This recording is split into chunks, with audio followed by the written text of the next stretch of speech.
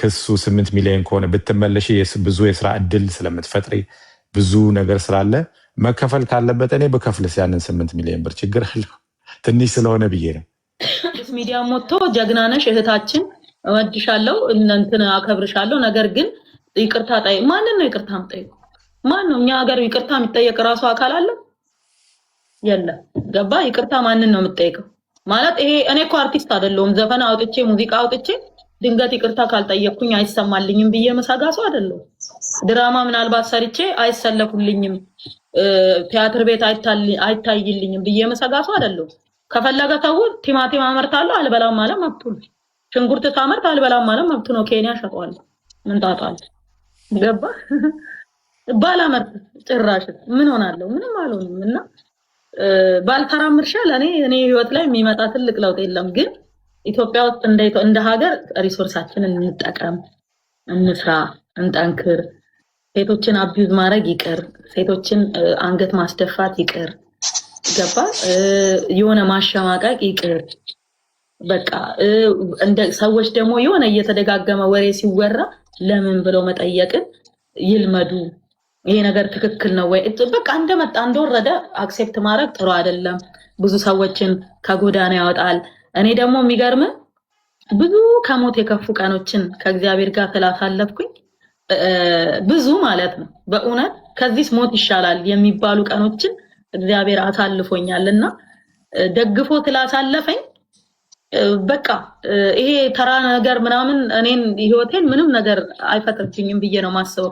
ምክንያቱም አሁን አንዳንድ ሰዎች አይታል በኮሜንት ተሰደብን ብሎ ራሱ የሚያጠፋው ሁሉ ሰው አለ እኮ ኢትዮጵያ ውስጥ አስባ። እኔ አሁን እና ምን ልልህ እንትን አድርጉት እንትን እያደረግ ዋርኒንግ እያመጣብኝ ነው ለአራተኛ ጊዜ። በደንብ ኮፒ ሊንክ አድርጉልኝ ወይ ሪፖስት አድርጉት። አንዴ እንትን እያመጣ ነው በጣም እንትን እያደረገ ነው። ለሶስተኛ ጊዜ ነው እየመጣ ያለው። ከዚህ በፊትም ከሷ ጋር በነበረን ውይይት እንደዚህ ነው ያደረገው። እስቲ አንዴ በደንብ ኮፒ ሊንክ ምናምን አድርጉት በደንብ።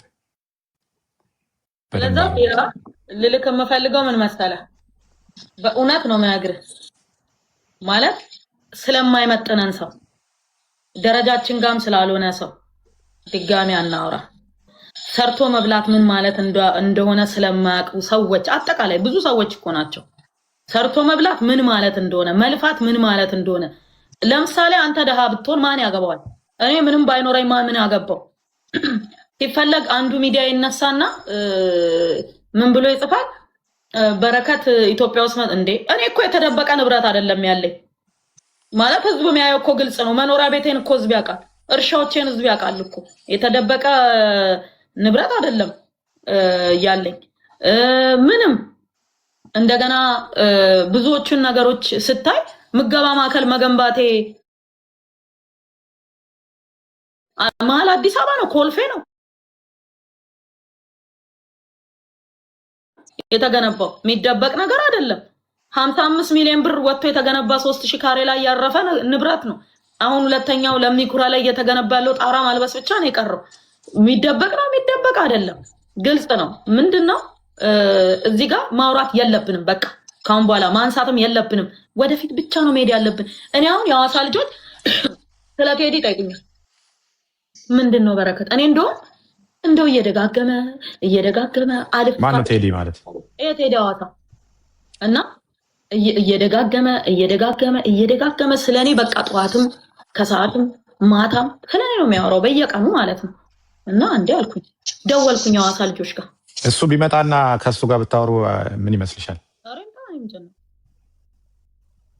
ስለሌለ ምናልባት ሼር አድርጉለት።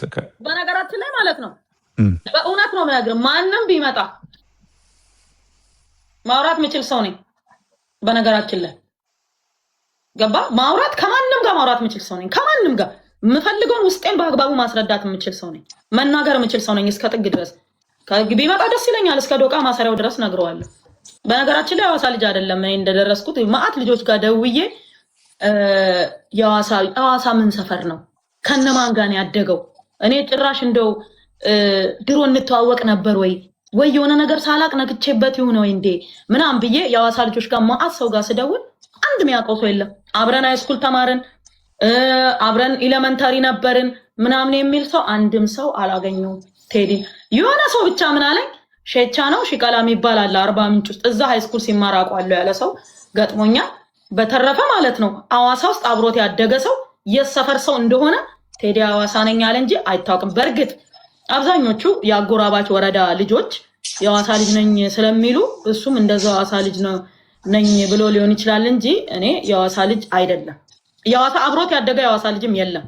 እሱን የሚያውቀው ከብዙዎች ጋር አውርተናል እና ኢግኖር አደረግነውና የዛሬ 3 ዓመት አካባቢ ኢንቨስት ላደርግ ነው ምናምን ብሎ ብሩ ሲመነዘር በኢትዮጵያ 200 ሺህ ብር የሚሆን ብር ይዞ መጣ ወደ ኢትዮጵያ ማለት ነው።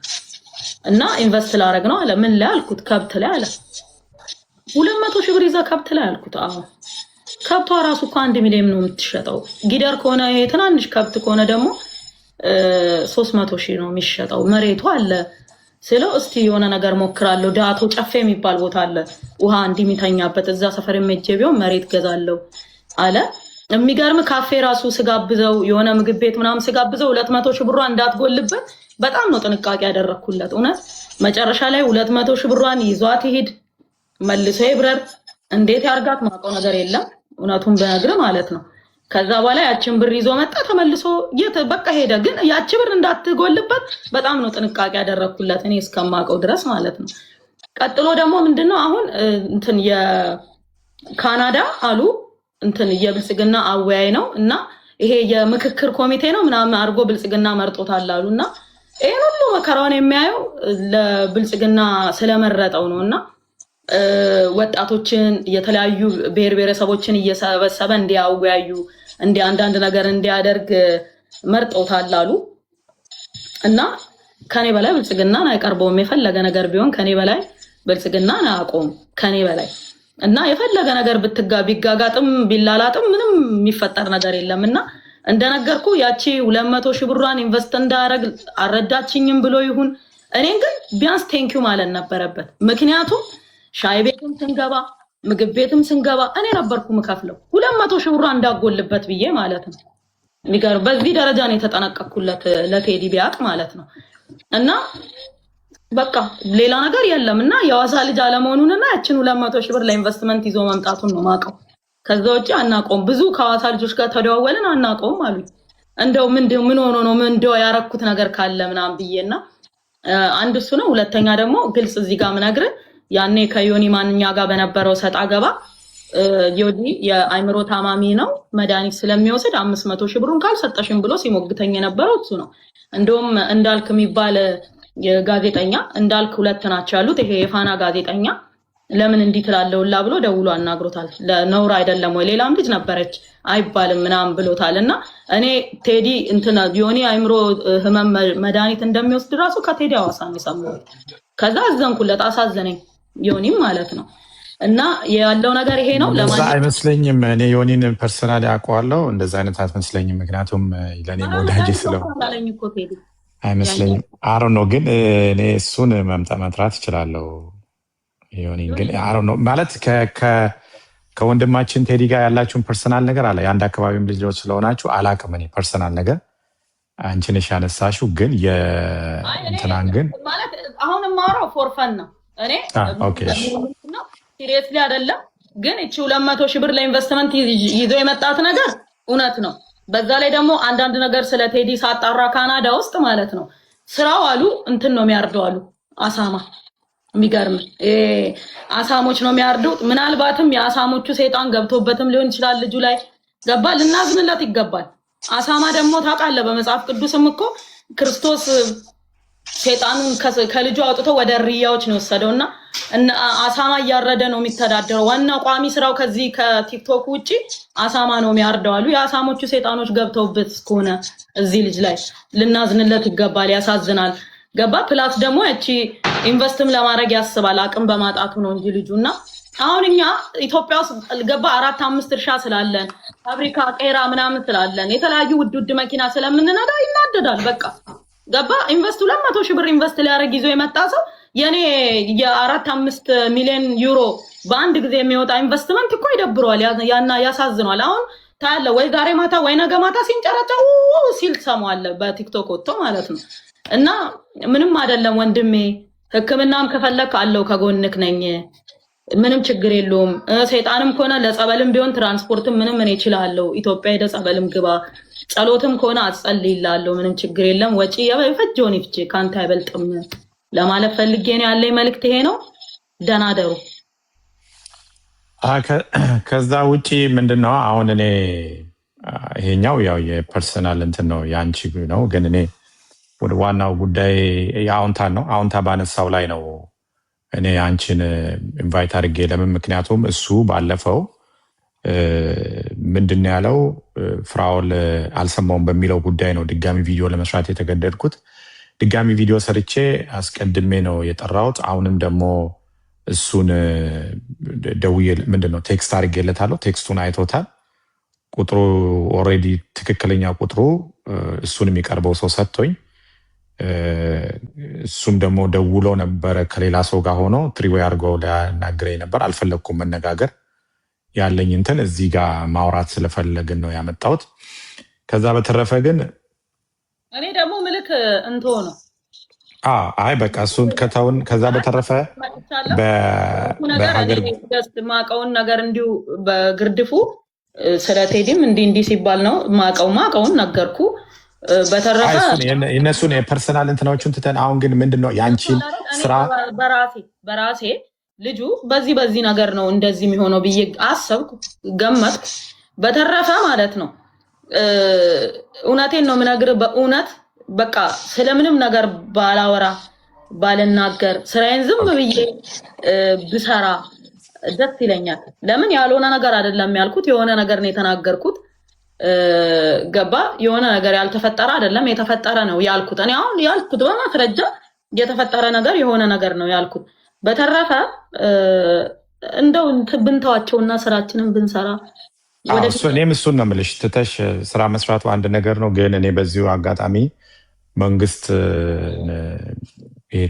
ተቋም ስለሆነ ፌዴራል ፖሊስንም ይሁን ብዙ እንደ አዎንታ ያሉ ሰዎች የሚሰሩ ሰዎችን አታክ እያደረጉ ያሉ ስለሆነ ተቋሙ ለምን እንደዚህ እንደፈቀደላቸው ለእኔም ጥያቄ ስለሆነ ነው። ከዛ በተረፈ ግን ሀገር ላይ ብዙ የሰራሹ ስራ አለ፣ ብዙ ያከናወንሹ ስራዎች አሉ። ተምሳሌት መሆን የምትችይ ሴት ነሽ ብዬ ስለማስብ ነው። ከዛ ውጭ ግን አሁን ያሉት የኢትዮጵያ ጠቅላይ ሚኒስትር ዶክተር አብይ አህመድ ብዙ ለሀገር እየሰሩ ያሉ እንደ ሀገር መሪ ጥሩ እየሰሩ ያሉ ሰው ናቸው ብዬ አስባለሁ፣ የኔ አመለካከት። ምክንያቱም በጣም እየሰሩ ባሉበት ሁኔታ ውስጥ አንዳንድ ደግሞ እንደነ አዎንታ ያሉ ሰዎች በፌዴራል ፖሊስ ተቋም ውስጥ የምርመራ አካል ነኝ ወይ ደግሞ መርማሪ እስከመሆን ድረስ ጉዳቸውን አጋለጣለሁ፣ ስካመሮች ናቸው የሚሉ ነገሮች ይመጣሉ እና ይሄ እናንተ ሀገር ውስጥ ለሚሰሩ ሰዎች ችግር ስለሚፈጥር ነው እና ይሄንን መንግስት ጥያቄውን ለመንግስት ዋሉ፣ መንግስትም የራሱ የሆነ አመለካከት ሊኖረው ይችላል። ከዛ በተረፈ ግን በጣም ነው በምትሰሪው ስራ እስካሁንም የሰራሽ ባለሽው ስራ እኔ በግሌ በጣም ነው ማደንቅሽ።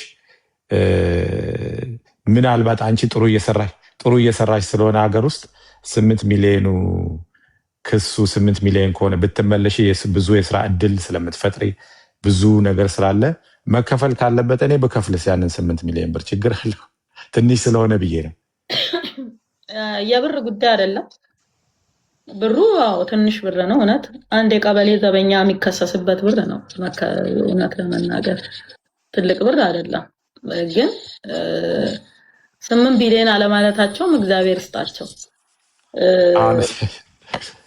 ለምንድን ነው ይሄንን ያልኩሽ? እኔ ሰውየውን አካተተ ለምን ለምትለው እውነት ለመናገር ይሄ ጥያቄ መመለስ ያለበት መጠየቅ ያለበት ራሳቸው ናቸው። መሆን ያለበት እነሱ ናቸው ይሄን መመለስ የሚችሉት። እኔ አላቅም። በተረፈ ብሩ አዎ ትንሽ ነው። ለምን ይሄን እንዳደረጉም አላውቅም። ግን ቀስ ብለን መጨረሻውን እናያለን ብዬ ነው ማስበው። ማለት መጨረሻውን እናያለን ምን እንደሚሆን እንዴት እንደሆነ። ኦልሬዲ አሁን ጠበቆችን መቆማቸው ስለማይቀር ያለውንም ነገር መከታተላችን ስለማይቀር እኔ ባለኝ ሁኔታ አሁን ምንድነው የምታስቢው ካልከኝ ስራዬን መስራት ብቻ ነው ማስበው። ከማንም ጋር ክፉ ደግ መነጋገር አልፈልግም። ከማንም ጋር ምንም ማለት አልፈልግም። እንዲህ ነው እንደዚህ ማለትም አልፈልግም። ስራዬን መስራት ነው የምፈልገው። በቃ ገባክ? በፈለጉት መንገድ የፈለጉትን ማለት ይችላሉ። ማንም የፈለገውን ማለት ይችላል። እኔ አንተንም የምልህ ብዙ ነገር ሊሉም ይችላሉ። ከዚህም በኋላ የተለያዩ ነገር ሊመጣም ይችላል። እንዲህ ነው፣ በዚህ ገቡ፣ በዚህ ወጣም ሊባል ይችላል። ግን እየቆምን በየቦታው መልስ እየሰጠክ እየቆምክ መልስ እየሰጠ ከሄድክ ልክ አይመጣም። በእውነት ልክ አይመጣማ። ለምንድን ነው መልስ የምንመላለሰው እንደ ቲክቶከር? እኛ እኮ አንተም ቢሆን ቲክቶክ ወይም ፌስቡክ ምናምን መደበሪያክ ነው አይደል? እኔም ቢሆን መደበሪያ ነው። ኤኒ ታይም ልተው እችላለሁ፣ አንተም ልትወት ትችላለህ። ምንም ሊያደርግልን አይችልም ይሄ ነገር። ስለዛ እኔ የምለው ምንድነው ኢግኖር አድርገን ትተናቸው በቃ ስራችንን እንስራ። ገባ? ከስራችን የሚፈነቅለን ነገር የለም። አትስሩ ብሎ አልተከለከልንም።